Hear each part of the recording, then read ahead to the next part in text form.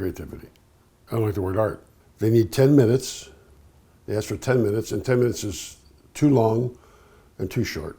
If you're given an idea, you should protect it and nurture it and resist anything that hurts the original idea. And then you should have the capacity to bring the idea to life. And I said once in an interview, it was a little pretentious, that all ideas come from God. And a lot of people don't believe in God, but there's something out there that holds us all together, so let's just call him God or her God, whatever God is, this power, this force. But ideas come to you, but you don't think of them. They just come. You have to open yourself up to these ideas. And when it comes to you, you better protect it. You better protect it, because if it's special enough to leave an impact on you, then it's special enough for everybody to share.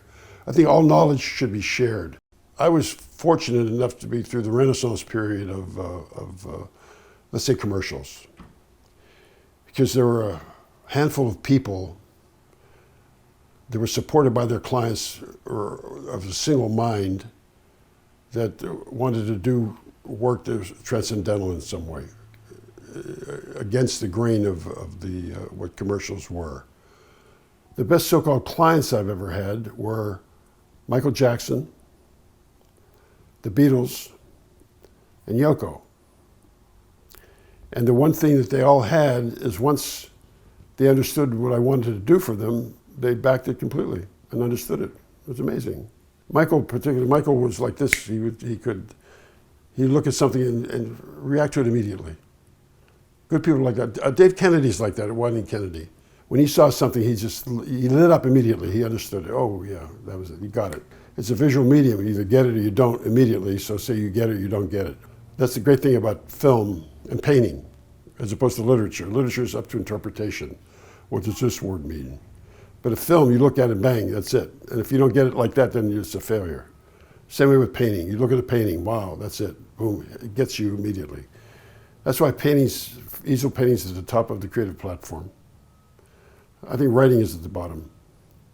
I wanted to be a painter, but I got sidetracked, and now I'm sort of a filmmaker, but I'm not a painter. I should have been a painter. Painting's better. You don't have committees screwing with your paintings. Except the Pope would probably talk to Michelangelo and say, can you put a little more flesh tone around? Do you really have to put a fig leaf over the penis? Stuff like that, I don't know. When you see Renaissance art, you figure that the church told them what to paint in most cases, until Caravaggio came along. And Gentileschi, the two of them kind of broke all the rules. I don't think we've gotten to Caravaggio in filmmaking yet. I really don't. Film started out as a very hackneyed medium. You know, Nickelodeons, you look at stupid stuff for a nickel or a penny or whatever it cost in those days. And David Mamet actually said film has regressed so badly that that's where we are again. And filmmaking is tough because there's so many variables, and they're constantly changing. To move from physical film to the digital world, the different technologies and cameras, editing, sound recording, all that stuff, music. The important thing is that everything in the frame has to help tell the story. And that's why, as a filmmaker, you have to have control of all those aspects. You have to have control of the music, you have to have control of the camera, the acting, wardrobe. In control, you're not doing all that, but you have to look at something and say, yeah, that works, that doesn't. People have recurring nightmares about missing a test in college, oversleeping or something. That's a recurring nightmare. And that's what every night before shoot is. A girl, when I had a restaurant, the hostess came up to me one day and said, you are the greatest man on the planet. I said, what? What, are you crazy? No. I said, why do you say that? She says, you shoot all the time. I said, yeah. She says, my boyfriend is a film student. He's doing a student film, and he hasn't been able to sleep for a month. And you shoot every week, and I never see you melt down. And it was funny. The truth is that every night before you do a shoot, or every preparation for the shoot, is this going to happen? Is that going to happen? Is where the weather going to be? Stuff like everything. Tons of things can go wrong in a shoot. It's a miracle that things get done. Because there's so many, film has all the forms of creative, I use the word, sorry about that. You have, like I say, you have camera, you have sound, you have acting, you have writing, light, everything. It's you know, we were talking about Caravaggio. He could look at something and paint it for a month, 2 months. That's why he's oil paint. You could change it, right? I still have oil paint because you didn't have to make a final decision. When we used tempera or watercolors, you had to make the absolute decision because you couldn't change it. With oil, you sponge it off and get the linseed oil, fix it, and stuff like that. I started out in documentaries. When I started doing commercials, I wanted to put the truthfulness of documentaries into commercials, and we did that for a long time. And that's how I got the attention of Hal Riney. Hal Riney used to write these little fables. But they were almost like parts of movies you had seen. In fact, I would watch a movie, like some of the John Ford movies, and I would see that Hal had stolen stuff from those movies.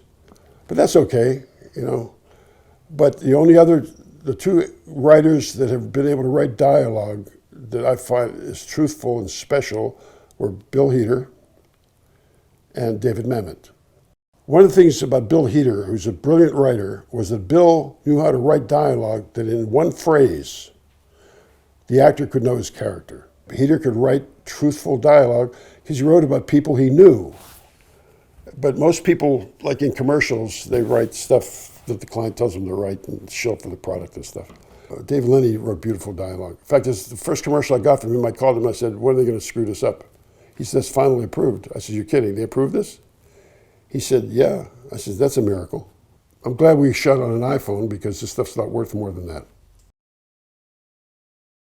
I used to listen to a lot of music to get ideas because some of the surreal composers, classical composers, had amazing ways to... Stravinsky is great for that.